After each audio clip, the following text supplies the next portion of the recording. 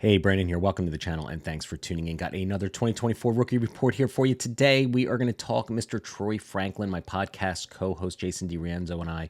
We're going to break it all down. If you've been a subscriber of the channel, you know the drill on these. We're going to go through the stats, PFF grades, scouting reports, draft capital, rookie pick selection, throw in a few comps as well. So we're going to break it all down for you so you know everything you need to know about Troy Franklin. He's one of the twitchier receivers in this class, most likely a day two selection.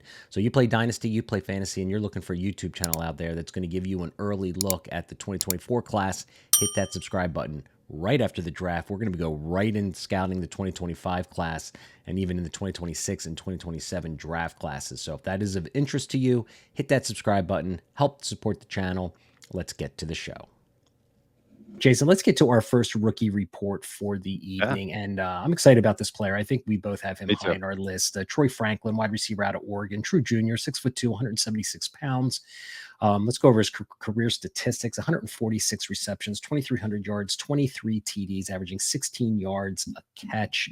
A little bit of versatility, but he played primarily out in the slot at pretty much 80%, or I'm sorry, out wide 80%, in the slot 20%, 72% catch percentage, which is pretty solid doing these reports. He's probably one of the higher catch percentages that we've seen in our rookie reports here. Drops at 14, 8.8 percentage over a 3-year career. So his receiving grade from PFF is receiving grades here. He got an 87.3, which is in the higher percentile. Looks like above 90%. Contested catch rate, 36%.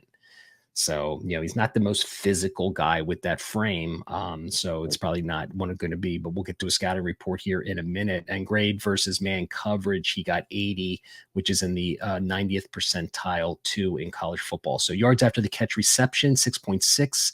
He was tied for 101st, and deep catches, which we all saw on the film. Bo Nick slinging the rock down there in Eugene, tied 6 with 14 deep catches, and deep yards ranked 7th. They kind of go hand in hand with 550 yards. So from a scouting report, I mean, I got him. He is, I think, number 6 or 7th receiver on my board right now. And this is 2 or 3 weeks before the draft that we're talking about.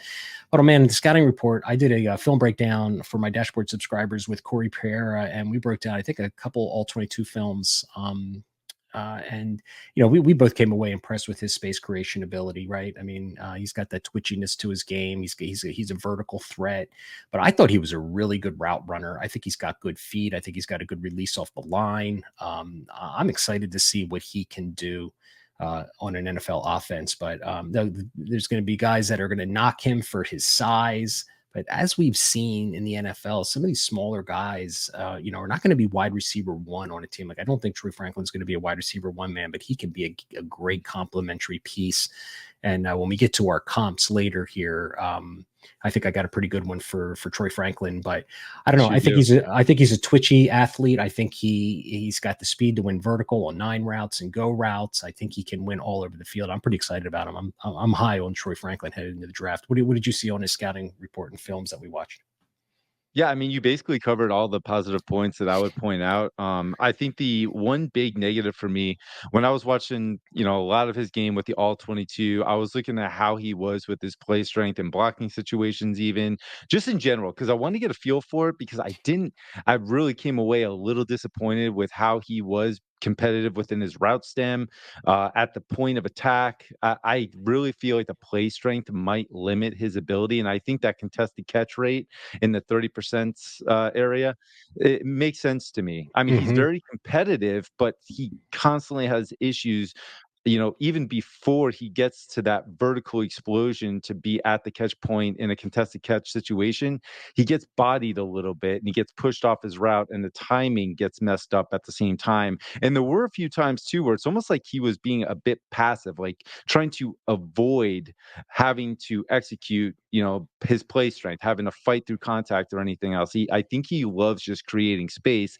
And that's exactly who he is. He's a space creator. He's a deep threat. He knows exactly how to execute his speed with good timing and rhythm within his route stem. He's that vertical threat. He's going to stack very easily. Mm-hmm. So I absolutely see a big time playmaker, but I think the play strength would limit. I think that's the difference between him being a primary wide receiver one weapon and a wide receiver two is that play strength. Other than Mm-hmm. that, I think you nailed it. He's a very outstanding wide receiver 2 with that upside as a deep threat. Yeah, I think that thin build and physicality is going to be a concern. But I think in today's NFL, there might be a way for him. He did play 20% in the slot. And if he can play, on more of on a Z side of the field and not maybe have press coverage all the time, I think he's got enough twitchiness and elusiveness and flexibility and athleticism to create space, because there's a couple receivers in this draft kind of similar like this. They got Xavier Worthy's another one. So these two are kind of from the same mold. Like they both lack that physicality at the catch point, but man, they are so twitchy and so fast. I really feel as though they're going to be able to find a nice role as a wide receiver 2 on a team. But and you had on here also beating press coverage, right? So if he's got guys in his face, he's going to have to really learn an array of moves and really kind of get that hand fighting better and go on that. But as we see in the NFL, man, they got all these wide receivers are all running in space and across the formations, trying to create mismatches and identify zone cover, man on man or zone coverages and stuff. So I don't know. It's going to be interesting. I think we're going to get to his draft capital. Let's get right to it, man. His draft capital right now. I've seen him. He's probably more, I think he's a solid day 2 guy. What do you think about that? That's exactly what I feel. I feel like maybe early mid-second round.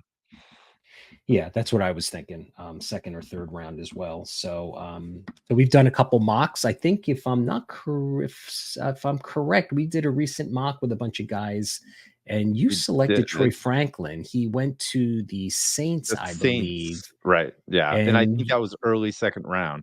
Early second round in that mock. That mock, that's right. So I think he is a clear second round selection. I think he's going to get the draft capital. I think he's going to get a solid round 2. And if he gets drafted to the Bills, he's going to get that draft capital or that Josh Allen's arm with Troy Franklin. Whew. Right. So, all right, let's talk about a player comp. I got Devon Smith. I've been watching the Philadelphia Eagles, obviously, for many, many years. And I kind of see a role.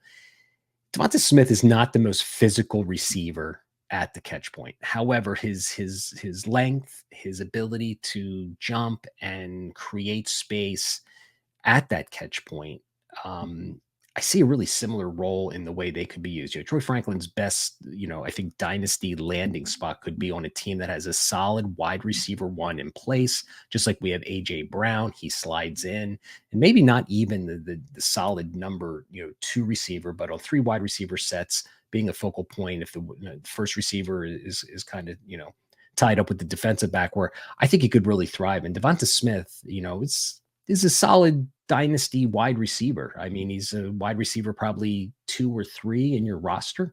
I think Troy Franklin could have that same path, of course, depending on the landing spot and opportunity he gets, but I see very similar players with those 2. Yeah, I love the comp. I even wrote down on the show sheet when I saw that you put it there. I put great comp because they're very similar. Very similar how they win, the explosion, the twitchy athlete, the deep threat ability, all of it. I put down Jameson Williams. If Jameson Williams didn't have the knucklehead mentality that he did and stayed out of trouble, and what he was supposed to be coming out of Alabama with the draft capital that he got from the Lions, I think that Troy Franklin could be that very similar deep threat skill set that Jameson Williams is. So I have him as my comp. Yeah, I like that comp. And the one thing I've learned about Jameson Williams, and where I think they're just a little bit different, if I may add, is the fact that I think Troy Franklin can win on in routes, out routes, dig routes and stuff like that. I think Jameson Williams was a one-trick pony. Jameson Williams was a learning experience for me because, he had all those really great vertical, highlights. He had that speed, but he really wasn't a technical route runner. And no, he was not. No. Yeah. And where I think Troy Franklin had a lot. Yeah, he won playing on Alabama, and right. I think he had Tua there at the time. Maybe he played with Bryce Young. I'm not sure, but in any case, I learned a great deal from Jameson Williams because he was my wide receiver 1 in that class, and he just didn't have the short and intermediate route running space creation technique that I think Troy Franklin I've seen on the film that the kid can get open all over the field. So you guys got it. Yep. There is our Troy Franklin rookie report.